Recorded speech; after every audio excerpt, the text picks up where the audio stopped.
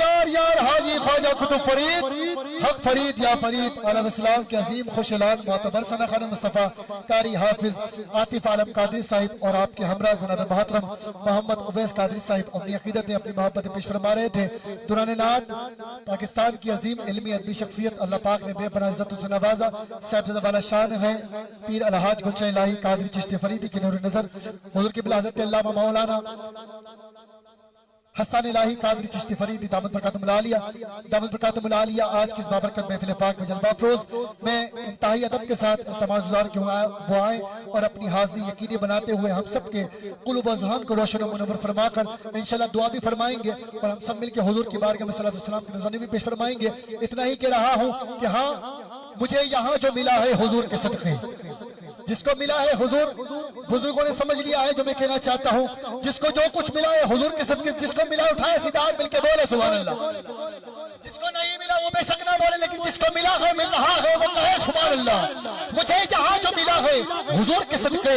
علامہ صاحب قدم قدم پہ عطا ہے حضور کے صدقے، نبی کے ذکر سے عزت ملی وقار ملا، یہ نعت کا ہی سلسلہ ہے حضور کے صدقے، اور حسن حسین و علی سیدہ کے در سے ہی یہ خوش نصیب پلا ہے حضور کے صدقے۔ جہاں غوث کا داتا کا خواجہ کا غریب نواز کا سخی عبدالوہاب شاہ جیلانی کا یہ سارا فیض ملا ہے حضور کے صدقے، اور درود پاک سے احمد یہ روشنی ہے ملی، درود پاک سے احمد یہ روشنی ہے ملی، چراغ دل کا جلا ہے حضور کے صدقے۔ استقبال کی جنابوں کے ساتھ نعرہ تکبیر، نعرہ رسالت، نعرہ حیدری، نعرہ غوثیہ، علماء حق اہل سنت زندہ باد۔ حضرت علامہ مولانا قاری محمد حسن الہی قادری چشتی فریدی زندہ مجدہ آئیں اور اپنے پیاری عقیدت اور محبتوں سے ہم سب کے دلوں کو روشن و منور فرمائیں۔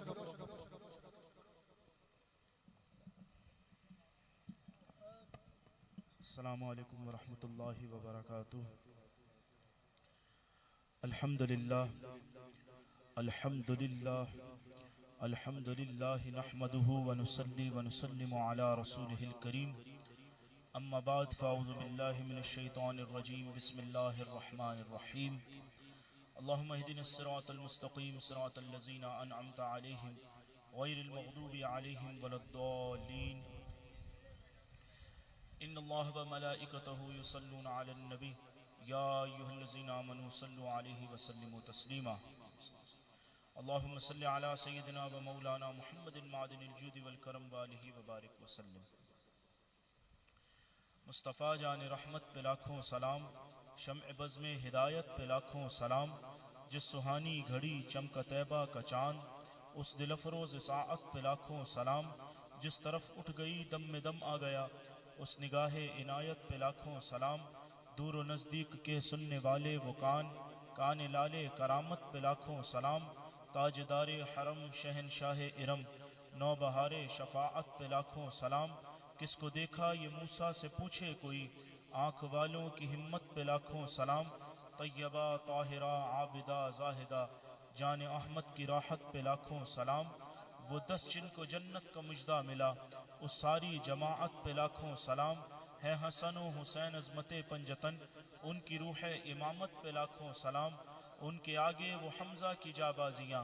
شیر غران سطوت پہ لاکھوں سلام، غوث اعظم امام التقی والنقی،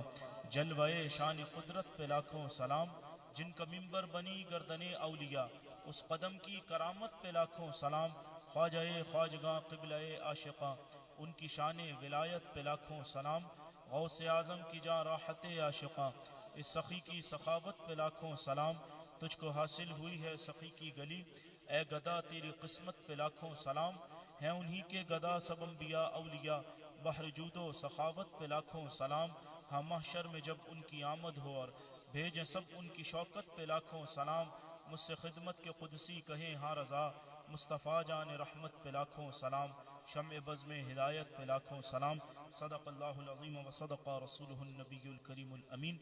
اللہ رب العزت کا بے شکر اور احسان کہ اس نے ہمیں اس بابرکت محفل میں جمع فرمایا جس کا موضوع ختم نبوت ہے، اور میں بے حد شکر گزار ہوں ہمارے عبداللطیف بھائی اور ہمارے حضرت علامہ مولانا سید کفایت علی جعفری صاحب، اور اس وقت اسٹیج کی زینت ہمارے بڑے پیارے دوست حضرت علامہ مولانا استاد القرہ قاری و حافظ علامہ اقرب رضوی صاحب مدظ علی، اللہ کریم ان کے علم میں، عمل میں اور برکتیں عطا فرمائے۔ اور جو ہمارے سے پہلے ثنا خواں نعت خواں پڑھ رہے تھے بھائی، کراچی سے آئے ہوئے بہت خوبصورت پڑھ رہے تھے، اللہ پاک ان کے بھی سفر کو مبارک فرمائے اور ان کے پڑھنے میں اور برکتیں عطا فرمائے۔ میں گفتگو شروع کرنے سے پہلے ایک بات آپ کو بتاتا چلوں۔ ایک بزرگ علیہ رحمہ کے حوالے سے آتا ہے کہ صوفیہ نے فرمایا کہ ایک بزرگ علیہ رحمہ تھے کہ رات کے پہر ان کی آنکھ کھلی تو انہوں نے دیکھا کہ ان کی لونڈی رات کے وقت اللہ سے دعا کر رہی ہے، آدھی رات کا وقت تھا، تہجد کے وقت اللہ رب العزت سے دعا کر رہی ہے، اللہ کریم تو مجھے اس محبت کی وجہ سے بخش دے جو تم مجھ سے کرتا ہے۔ تو بزرگ علیہ رحمہ نے کہا کہ یہ تو نے کیسی دعا کی؟ وہ جب رات کے پہر اٹھے، ان کی آنکھ کھلی فجر سے پہلے، تو انہوں نے اپنی لونڈی کو یہ دعا کرتے دیکھا، تو انہوں نے اپنی لونڈی سے کہا یہ تو نے کیسی دعا کی ہے؟ تجھے کیا پتا تیرا رب تجھ سے محبت کرتا ہے یا نہیں کرتا؟ اب آپ اس لونڈی کا جواب سنیں۔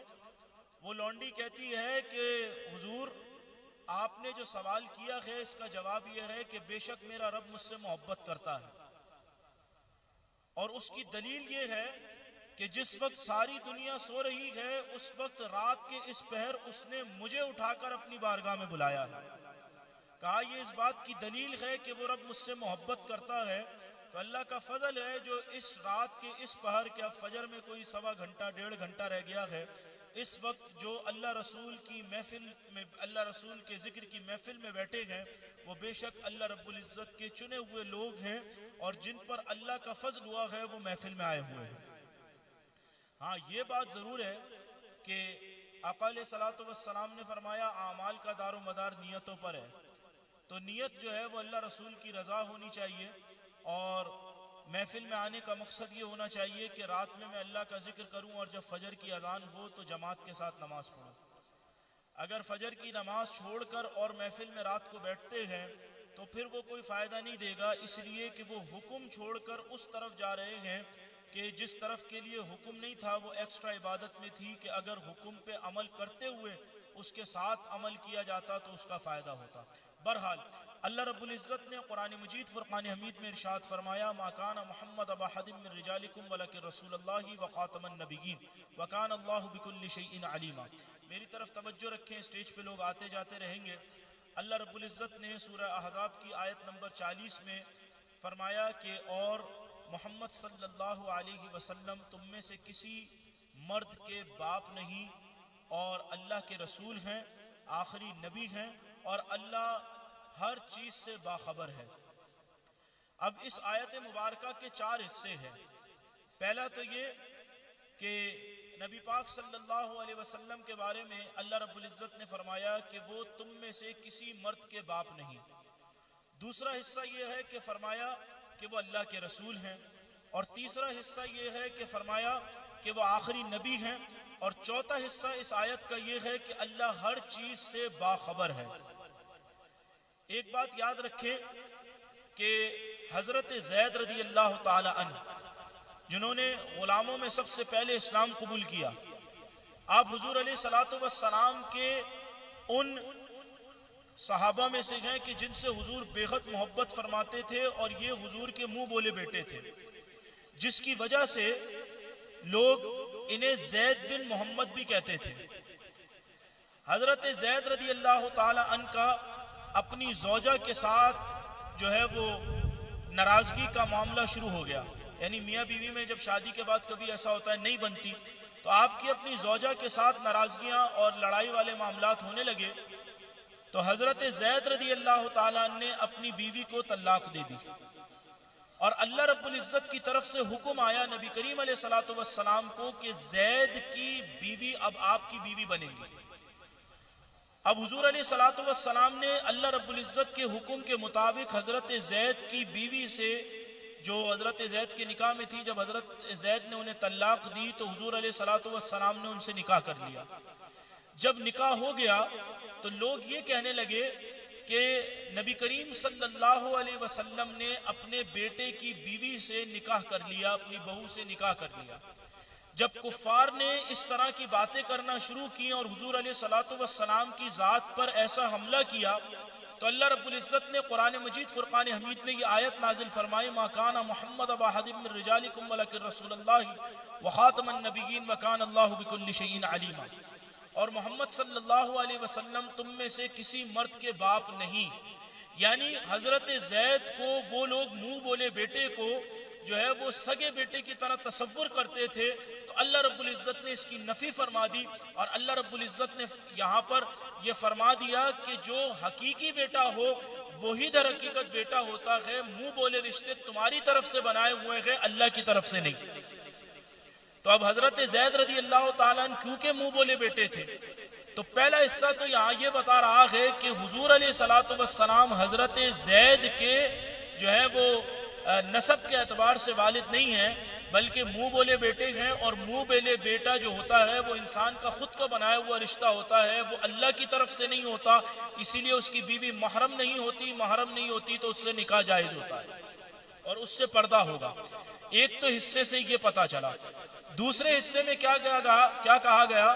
کہ تم میں سے کسی مرد کے باپ نہیں مگر اللہ کے رسول ہیں۔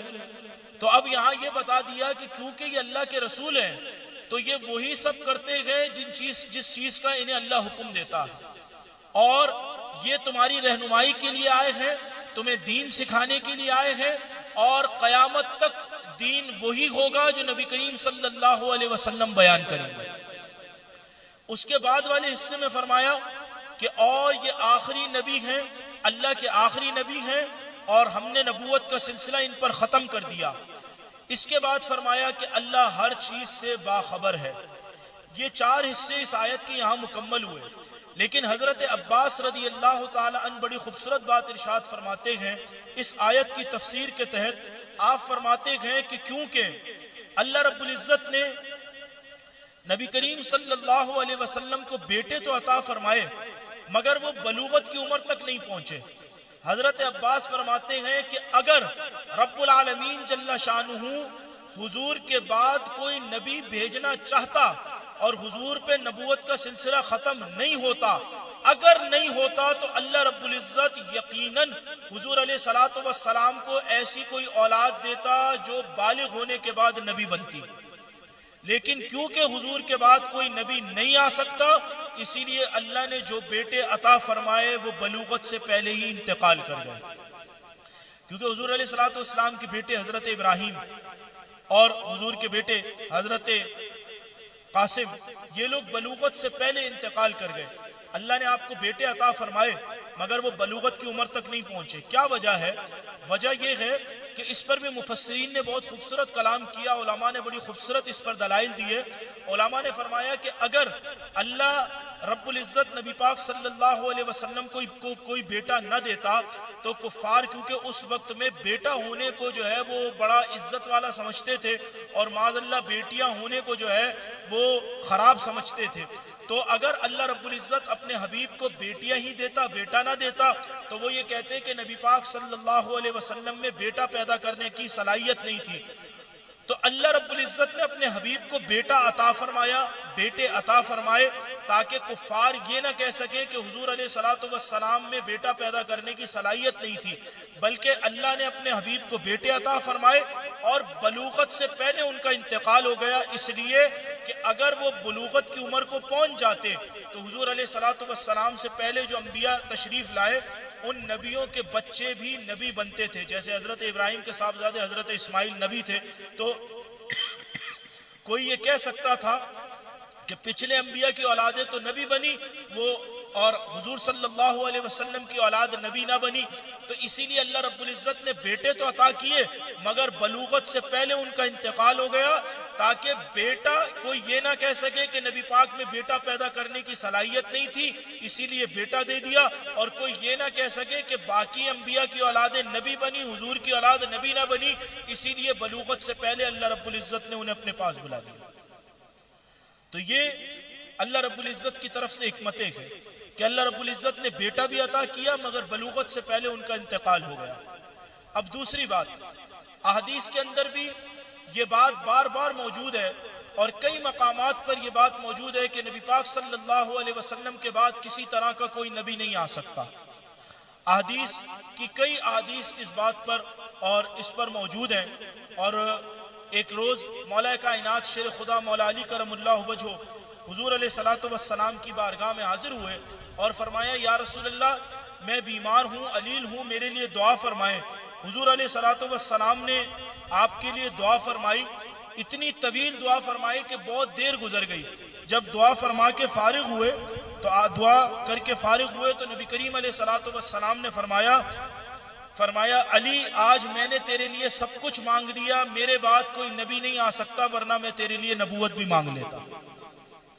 تو اس سے اندازہ لگائیں کہ اس سے بھی پتہ چلا کہ حضور علیہ الصلوۃ والسلام کے بعد کوئی نبی نہیں آ سکتا۔ اور یہ حدیث تو بہت مشہور ہے کہ حضور علیہ الصلوۃ والسلام نے فرمایا کہ اگر میرے بعد کوئی نبی ہوتے تو عمر ہوتا۔ تو اب حضور نے فرمایا اگر ہوتے تو عمر ہوتا، تو اس سے پتہ چلا کہ حضور کے بعد کوئی نبی نہیں آ سکتا۔ حضرت ابو ہریرہ رضی اللہ تعالی عنہ سے مروی ہے، بخاری شریف کی حدیث ہے کہ فرمایا نبی کریم علیہ الصلوۃ والسلام نے کہ بنی اسرائیل میں سیاست کا کام انبیاء کرتے تھے، جب بھی کوئی نبی فوت ہو جاتا تو اس کی جگہ دوسرا نبی آ جاتا، لیکن میرے بعد کوئی نبی نہیں ہوگا اور اب خلفاء ہوں گے، تم ان کی بیعت کرنا، یعنی تم ان کی بیعت کرنا اور تم ان کے حکم کی تعمیل کرنا، ان کا ساتھ دینا، اور روز محشر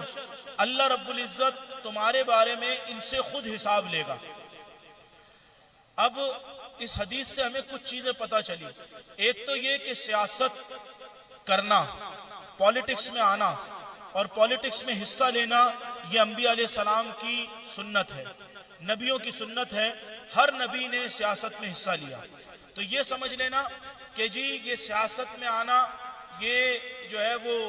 دیندار لوگوں کا کام نہیں ہے، ایسی کوئی بات نہیں ہے۔ نبی کریم صلی اللہ علیہ وسلم نے سیاست میں حصہ لیا، آپ سے پہلے تمام انبیاء نے لیا، حضرت ابو بکر نے لیا، حضرت عمر نے لیا، حضرت عثمان نے لیا، حضرت علی نے لیا، امام حسن مجتبیٰ نے لیا، حضرت امیر معاویہ نے لیا رضی اللہ تعالیٰ عنہم، اور کئی جلیل القدر صحابہ، تابعین، تبع تابعین، اولیاء امت، یہ سب سیاست میں حصہ لیتے رہے اور دین کی خدمت کے لیے ان عہدوں پر فائز ہوئے اور انہوں نے دین کی خدمت کی۔ اگر دیندار لوگ سیاست میں نہ آتے تو صلاح الدین ایوبی جیسی شخصیت جو ہے وہ پھر بیت المقدس کو فتح کیسے کرتی؟ صلاح الدین ایوبی بلا شبہ اللہ کے بہت بڑے ولی ہیں اور آپ نے بادشاہت کا عہدہ سنبھالا، آپ وقت کے بادشاہ بنے، مسلمانوں کے امیر بنے، اور آپ جیسے نیکوکار آدمی جب آپ نے سیاست میں حصہ لیا تو اللہ نے مسلمانوں کو بیت المقدس کی فتح عطا فرمائی۔ تو یاد رکھیں کہ سیاست میں آنا یہ اولیاء کا طریقہ ہے، صوفیاء کا طریقہ ہے، انبیاء کا طریقہ ہے، جناب نبی کریم علیہ الصلوۃ والسلام کا طریقہ ہے۔ دوسری بات، اب گفتگو اس حدیث کے بعد ختم ہو جائے گی، دوسری بات یہ کہ جو حضور نے فرمایا کہ پہلے کوئی نبی انتقال کرتے تھے ان کی جگہ دوسرا نبی آ جاتا تھا، میرے بعد کیونکہ کوئی نبی نہیں ہے تو خلفاء آئیں گے اور کثرت سے آئیں گے، تو تمہیں چاہیے تم ان کی بیعت کر کے تم پہلے خلیفہ کے پیچھے چلو، ان کی بیعت کرو اور ان کے احکامات کی پیروی کرو۔ تو اب نبی کریم صلی اللہ علیہ وسلم کے بعد کیونکہ کوئی نبی نہیں آ سکتا تو خلفاء آئے، اور خلفاء میں حضرت ابو بکر آئے، حضرت عمر آئے، حضرت عثمان آئے، حضرت علی آئے، امام حسن مجتبیٰ آئے، پھر دیگر صحابہ اہل بیت، یہ جو ہے وہ بادشاہت کے اور ان چیزوں کے عہدے سنبھالتے رہے اور دین کا کام کرتے رہے، اور قیامت تک انشاءاللہ تعالی یہ سلسلہ جاری و ساری رہے گا۔ اب دوسری جو یہاں بات پتہ چلی بڑی خاص ہے، جس کا تعلق بھی ختم نبوت سے ہے، وہ یہ کہ حضور نے فرمایا کہ تمہارے بارے میں اللہ ان سے حساب خود لے گا۔ تو اب اس سے پتہ یہ چلا کہ حضور فرما رہے ہیں کہ ایسا نہیں ہے کہ جو خلفاء آئیں گے ان سے غلطیاں نہیں ہوں گی۔ اگر کوئی خلیفہ آیا، مسلمانوں کا کوئی بادشاہ بنا، مسلمانوں کا کوئی امیر بنا، تو اس سے گناہ بھی ہو سکتا ہے، اس سے غلطی بھی ہو سکتی ہے۔ اگر اس سے غلطی ہوگی، اس سے گناہ سرزد ہوگا، تو اللہ رب العزت ان سے حساب خود لے لے گا۔ اب یہاں جو فرمایا کہ ان سے غلطی ہو سکتی ہے، اس سے پتہ یہ چلا کہ وہ معصوم نہیں ہے، اور معصوم فقط انبیاء کی ذات ہے، تو انبیاء کے علاوہ کوئی معصوم نہیں ہو سکتا۔ تو حضور نے فرمایا جو خلفاء آئیں گے ان سے اللہ خود حساب لے گا، یعنی ان سے غلطی ہو سکتی ہے، وہ معصوم نہیں ہوں گے، اور معصوم نہیں ہوں گے تو نبی بھی نہیں ہوں گے۔ تو اس سے پتہ چلا کہ حضور علیہ السلام کے بعد کوئی نبی نہیں آ سکتا۔ یہ ایک چھوٹی سی بات سمجھانے کے لیے میں عرض کرتا چلوں، یہ بہت مضبوط اور بڑا اہم عقیدہ ہے۔ یاد رکھیں معصوم عن الخطا، اس سے مراد یہ ہے کہ جس سے کوئی گناہ سرزد نہیں ہو سکتا، جو خطاؤں سے معصوم ہے۔ خطاؤں سے معصوم یا تو ملائکہ ہیں، فرشتے ہیں، یا انبیاء علیہ السلام، یعنی نبی جو ہے، نبی یہ معصوم ہیں۔ اللہ نے ان ہستیوں کو گناہوں سے پاک پیدا کیا ہے، یہ گناہ کرنے سے محفوظ ہے، معصوم ہے، اور یہ معصوم عن الخطا ہے۔ اسی طرح فرشتے بھی کوئی گناہ نہیں کر سکتے، تو یہ بھی کیا ہے؟ معصوم عن الخطا۔ فرشتے بھی معصوم عن الخطا ہیں، انبیاء بھی معصوم عن الخطا ہیں۔ انبیاء اور فرشتوں کے علاوہ کسی کو بھی معصوم عن الخطا سمجھنا یہ گمراہی ہے، اور نبیوں کے سوا کوئی معصوم نہیں ہو سکتا۔ اسی لیے یاد رکھیں، چاہے صحابہ میں سے کوئی ہو یا اہل بیت اطہار رضی اللہ تعالیٰ عنہم میں سے کوئی ہو، اس کو معصوم کہہ کر پکارنا یا معصومین کہنا یہ جائز عمل نہیں ہے، کیونکہ معصومیت کا سلسلہ انبیاء تک تھا۔ آخری نبی جناب نبی کریم علیہ السلام پر سلسلہ معصومیت ختم ہو گیا، اب کوئی نبی نہیں آ سکتا۔ اسی لیے معصوم صرف نبی ہوتے ہیں، تو جب کوئی نبی نہیں آ سکتا تو کوئی معصوم عن الخطا بھی نہیں آ سکتا۔ یہ مسئلہ بہت اہم ہے جس کو یاد رکھنا چاہیے۔ اللہ ہم سب کو عمل صالح کی توفیق عطا فرمائے۔ بس یہ یاد رکھیں کہ ہمارے علماء نے بڑی محنت کی، ہمارے جو بزرگوں نے بڑی محنت کی۔ حضرت ابو بکر صدیق رضی اللہ تعالیٰ عنہ کے دور میں حضور علیہ السلام کے ظاہری حیات میں ایک شخص نے، مسیلمہ کذاب نے، جس وقت نبوت کا دعویٰ کیا، حضور علیہ السلام نے اس کے خلاف لشکر تیار کیا، مگر نبی کریم علیہ السلام پردہ فرما گئے۔ حضرت ابو بکر صدیق رضی اللہ تعالیٰ عنہ سے لوگوں نے کہا، جب حضور علیہ السلام کی تدفین ہو گئی تو لوگوں نے حضور علیہ حضرت ابو بکر صدیق سے کہا کہ آپ قافلہ نہ بھیجیں، تمام دنیا کی اس وقت جتنے دنیا میں کفار ہیں ان کی نظر مدینہ شریف پہ لگی ہوئی ہے کہ اب ان کے نبی کا انتقال ہو گیا ہے، یہ اس وقت بہت کمزوری کی حالت میں ہیں، بڑے غم میں ہیں، ان پر حملہ کر دو۔ وہ ہم پر حملہ کرنا چاہتے ہیں، اگر ہم نے قافلہ بھیج دیا تو کہیں ایسا نہیں کہ سارے کفار ہم پر حملہ کر دیں۔ مگر حضرت ابو بکر تو پھر عاشق رسول، اور وہ بھی ایسے عاشق رسول جو خلیفہ بلا فصل ہیں، سیدنا صدیق اکبر رضی اللہ تعالیٰ نے فرمایا میں کسی صورت اس قافلے کو نہیں روکوں گا، اس لیے کہ اسے جانے کا حکم اللہ کے رسول نے دیا تھا۔ اب ساری دنیا کے کفار مل کر بھی حملہ کرنے کی سوچ لیں، میں تب بھی اس قافلے کو نہیں روکوں گا، کیونکہ اسے حکم رسول اللہ نے دیا تھا۔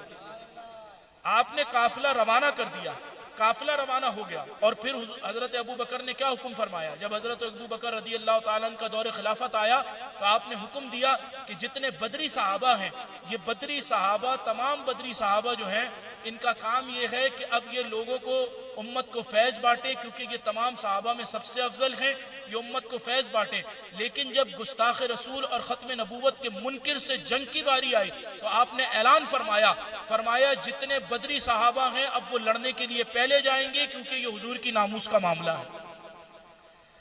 اب بدری صحابہ کو بھی بھیجا، دوسرے صحابہ کو بھی بھیجا۔ اس وقت قرآن مجید فرقان حمید لکھا نہیں گیا تھا،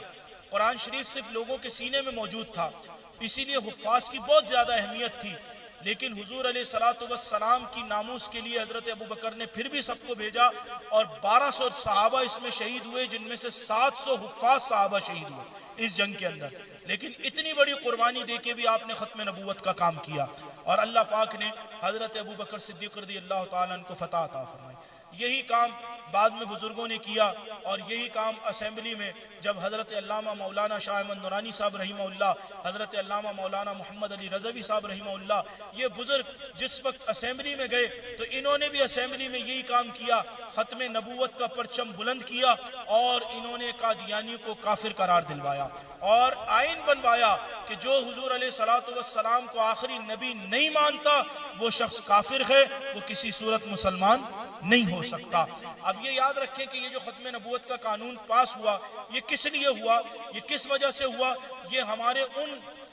مسلمان بھائیوں کی وجہ سے یہ قانون پاس ہوا جن مسلمان بھائیوں نے زبان پر، قومیت پر اور جو ہے وہ روڈ کے پیچھے اور گٹر کے پیچھے اور پائپ لائنوں کے پیچھے اور روٹی کے پیچھے ووٹ نہیں دیا تھا، یہ ان مسلمان بھائیوں کی وجہ سے ہوا جنہوں نے رسول اللہ کے نام پر ووٹ دیا تھا۔